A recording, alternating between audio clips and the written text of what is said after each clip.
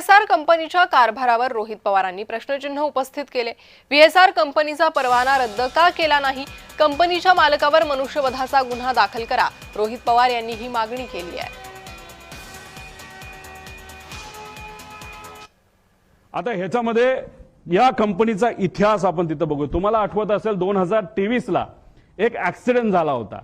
ते कुठलं विमान होतं? लेअर जेटचं विमान। आता काही लोक लगेच टीव्हीवर बोलायला लागले होते की अरे बारामतीचं जे विमान आहे त्या आयएलएस सिस्टम नाहीये आणि आयएलएस सिस्टम बद्दल आपण चर्चा करतोय। तर हा ऍक्सिडेंट जिथं झाला मुंबईला, तिथं तर हायली ऍडव्हान्स सिस्टम आहे, आयएलएस सिस्टम सुद्धा आहे, तरी सुद्धा हा अपघात झाला कसा? त्यामुळे फक्त आयएलएस सिस्टम बारामतीला नाही म्हणून ते ढकलून त्या ठिकाणी चालणार नाही।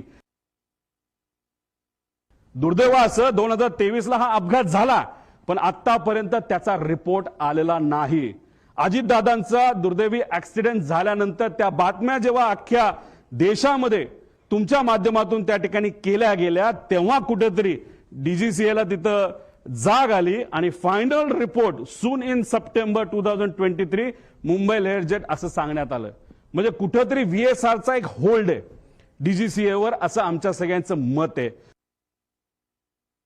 विमानाचे अजून पाऊस होता, हे होतं, मग आयएलएस सिस्टम असताना पाऊस होताना सुद्धा बाकी विमानं लँड होऊ शकत होते, मग आमच्या व्हीएसआर या कंपनीचं लेअर जेटचं विमान का लँड होऊ शकलं नाही आणि का घसरत गेलं, याचा अभ्यास कुठे ना कुठे त्या ठिकाणी करावा लागेल।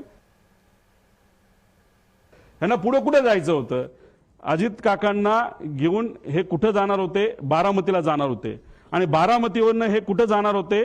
शमशाबाद ते पटना, तिथं कोणतरी व्यक्तीला तिथं घेऊन जाणं। म्हणजे ह्यांना घाई होती, नाही बाबा जायचंच आहे, नाही तर 10 लाख रुपये आपलं जे भाडं आहे ते त्याच्यामध्ये बुडू शकतं। आपण पुण्याला गेलो तर हे भाडं आपण बारामतीला पोहोचू शकलो नाही, तेही पैसे आपल्याला मिळणार नाही, म्हणून कुठंतरी या कंपनीकडनं या पायलटवर प्रेशर होतं, असंही आपल्याला त्या ठिकाणी बोलता येईल।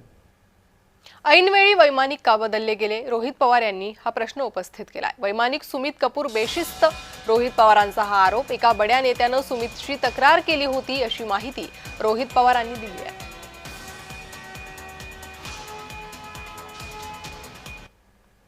7 वाजता ते पोहोचले असतील, दादा जर 8 ला पोहोचले असतील, तर 1 तासाचा वेळ आहे, त्यात त्यांनी विमानं चेक केलीत का? विमानात काय वेगळं ठेवलंय का? असे बरेच प्रश्न त्याच्यामध्ये आम्हाला त्या ठिकाणी निघतात आणि हे सर्व गोष्टी आता बघण्याची जरूरत आहे असं आमचं मत आहे। आणि कोणतरी असं म्हणलं होतं की कपूर हे हाँगकाँगवरनं आले होते, मग ते खरंच आले होते का इंटरनॅशनल फ्लाईटवरनं? हे सुद्धा बघण्याची जरूरत आहे, कारण इंटरनॅशनल फ्लाईटवरनं जर एक व्यक्ती ज्याला दारू प्यायची खूप सवय असं ऐकलं होतं आणि पुढेही काही पुरावे त्याच्यामध्ये आहे, मग इंटरनॅशनल फ्लाईटवर दारू दिली जाते, मग तो पिऊन आला होता का? अशा सगळ्या गोष्टी बघण्याची जरूरत आहे। तर अजित पवार यांचा मृत्यू संशयास्पदच आहे असा गंभीर दावा रोहित पवार यांनी केलेला आहे। दौरा का बदलला? विमानाची वेळ बदलली गेली का? पायलट खरंच बदलले का? का बदलले? असे काही प्रश्न आहेत। मग त्यानंतर केंद्रीय विमान मंत्रालयाचा अहवाल आलाय का? एटीसी ट्रान्सक्रिप्ट, आणि या अहवालामध्ये का त्याच्यामध्ये डिस्क्रिपन्सी आली? का त्याच्यामध्ये फरक आलेला आहे? मधील वेळेची विसंगती का आली? पायलट रडारचा 1 मिनिट आधीच ते जो ट्रान्सपॉन्डर आहे तो का बंद झाला? का बंद केला गेला? व्हिजिबिलिटी कमी असताना सुद्धा टेक ऑफ का झालं? जर टेक ऑफ पुण्याचं एअरपोर्ट बॅकअप पकडून केलं असेल तर लँड करण्याचा प्रयत्न का तिथं झाला, असा आमचा प्रश्न आहे।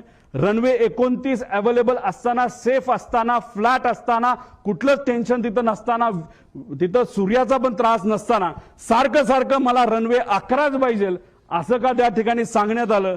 आधीच विमान कमी उंचीवर आणले गेले होते का? त्यानंतर शेवटच्या काही मिनिटात पायलट काहीच, जो मेन पायलट आहे, एवढी घटना जमीन जवळ येते, विमान टिल्ट होतंय, तिथं बंद पडतंय विमान, तरी तुम्ही काहीच बोलत नाही, याचा अर्थ काय? तर याचा अर्थ जर काढायला गेलं तर मी सामान्य परिवारातला एक व्यक्ती म्हणून, नाही तर सामान्य व्यक्ती ज्याचं टेक्निकल बॅकग्राऊंड कुठलंच नाही, मला असं वाटतं की हा अपघात नाही, हा 100% त्याच्यामध्ये घात असू शकतो।